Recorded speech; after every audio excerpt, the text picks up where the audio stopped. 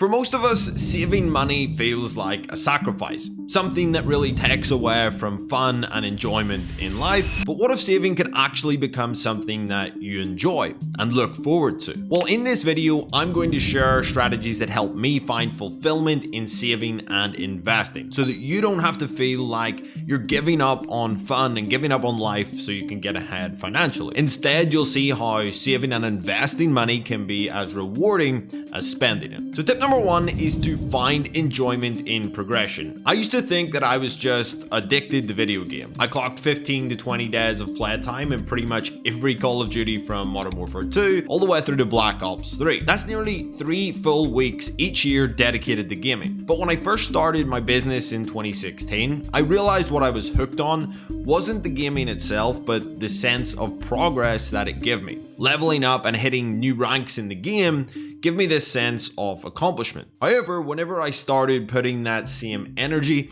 into investing and building my business, I saw that same kind of progress, but this time it was financial. Watching my portfolio grow and my business hit new revenue milestones give me a huge dopamine rush, bigger than the gaming ever did. It gave me the same thrill as leveling up in a game, but with actual lasting reward. Over time, seeing my portfolio increase became more satisfying than spending that money on things that I'd simply quickly forget and regret purchasing. Shifting my mindset from I should save to I want to save and invest made it feel like a rewarding game of its own. Every milestone became exciting, just like advancing in Call of Duty did. So if you're starting with just £200 a month, it might not seem like much. But believe me, as it compounds over time, you'll start to feel that exact same excitement about growing your investments as you do in other aspects of your life. Just simply get started and you'll see that the small steps lead to meaningful progress. Something way more satisfying than any quick thrill from spending your money would. Number two is to simply think of money as hours worked versus the money spent. Most people watching this video earn money by trading time for it. Whether you have a job or run a business, you're putting in hours to get paid. But when you buy something like a £5 coffee or a £150 hoodie or a £300 night out, it's easy to forget the time that it actually costs to earn that money. Tapping your phone for a quick purchase is nearly painless, but that's where a lot of us lose sight of what these purchases really mean. Let's break it down. Say that you earn £2,500 a month after tax, working 40 hours per week. Divide that by about 160 hours per month, and you're making around £15.62 an hour, or roughly £124 per day. Now, ask yourself, is that £5 coffee worth 20 minutes of your workday? It might be if it's a genuine daily pleasure. But at £5 per day, that coffee habit adds up to more than a full workday every single month. Is that caffeine buzz worth sacrificing a day of your life for? Or you could simply replace your expensive coffee with a cheaper alternative and still get your caffeine buzz while saving a lot of money and a full day of work each month. Or consider that £150 designer hoodie. Would you still want it if your work gave you the hoodie at the end of a full day's work instead of the cash? If not, maybe a £30 option would simply do the job just as well and leave you with a lot more to put towards something meaningful. Now let's look at nights out. Blowing £300 on a single evening might feel worth it in the moment, but remember that's almost 2.5 days off your work week. How often does a single night out feel worth that kind of time commitment? Probably not often. Or think of this another way.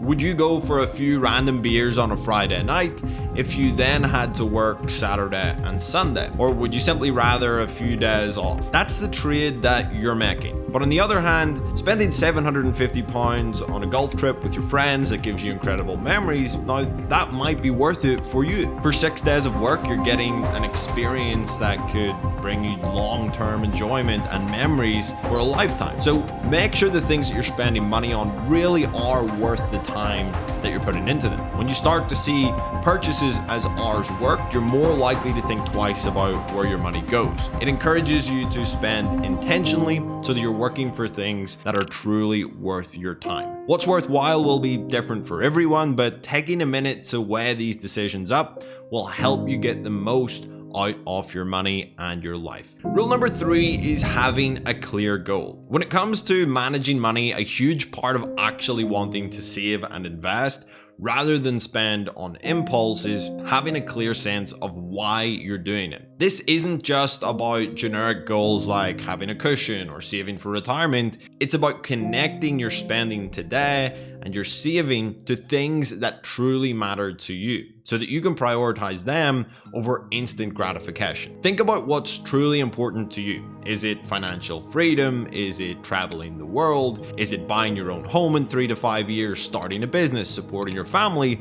The more specific and personal your goals, the easier it becomes to see why saving or investing is worth more than spending on things that only satisfy you in the short term. So take a minute to outline your key financial goals. Visualize them. Maybe it's something big like owning a home in the next 5 years, or it's a more immediate goal like building an emergency fund that'll let you have that cushion there if anything bad were to happen. The point is to find your personal why and keep it top of mind. When your goals feel personal and real and tangible, you'll notice that you feel less tempted to spend on things that simply don't help you get closer to that specific goal. Instead, you're more likely to feel excited about saving or investing that money each month because it's bringing you closer to something that you genuinely actually want in the long term. Do this exercise. Every time you're about to make a discretionary purchase, ask yourself, does this help me reach my goals? Sometimes the answer will be yes, and that's great. But often you'll find that knowing your why helps you pause before you spend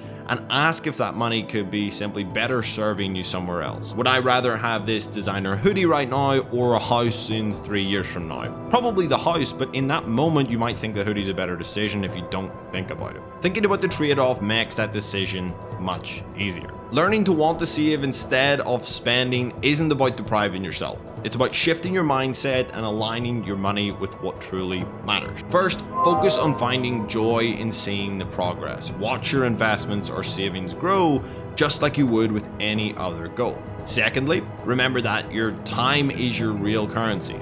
So think of each purchase in terms of hours worked. Was it worthwhile?